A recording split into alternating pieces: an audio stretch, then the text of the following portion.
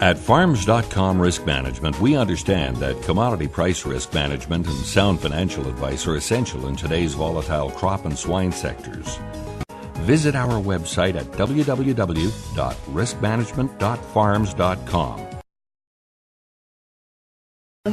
Welcome to the Farms.com crop report for the week of January, January 8th. Anyways, we've got a crop production report out from the USDA, World Agriculture Supply Demand Estimates Report, also known as the crop production report.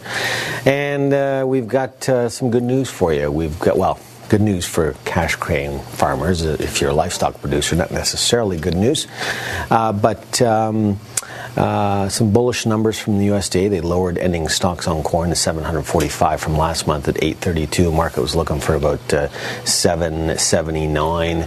That's one of the lowest stocks-to-use ratios since 1995-96, down to about 5.5%. 1995-6, ending stocks got as low as 426 million bushels.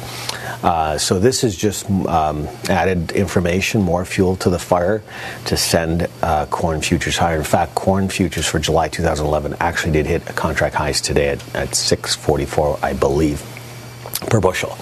Soybeans ending stocks came in at 140 million bushels. Exports, crushings were lower by 10 million. Exports unchanged. Lower yields to 43.5. So those ending stocks were better than expected. Came in a little bit lower than what the market was looking at for approximately 156 million versus last month at 165 and last year at 151.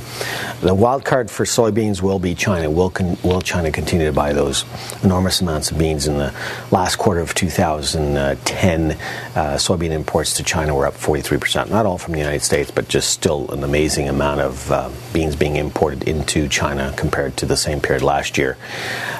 So again, propelling soybean futures higher, up by as much as 58 cents today to new contract highs.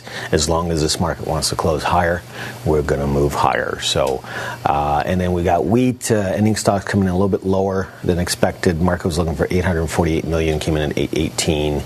But overall, still lots of supply, both domestically and globally. The whole Australian flood issue is priced into the market. But if corn and beans are moving higher, wheat futures are going to move along for the ride. We got quarterly grain stocks report also out today.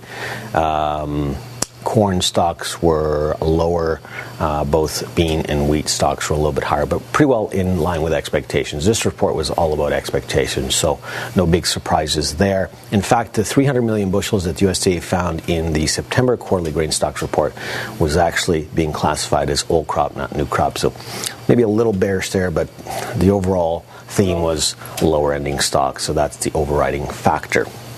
And then we got winter wheat seedings pretty well up across the board, but in line, maybe slightly better than expectations. So no big surprises there as well. So looks like in the coming months, markets are going to have to move higher in order to ration some more demand. Until next time, this is Agostino. Thanks for watching. Take care.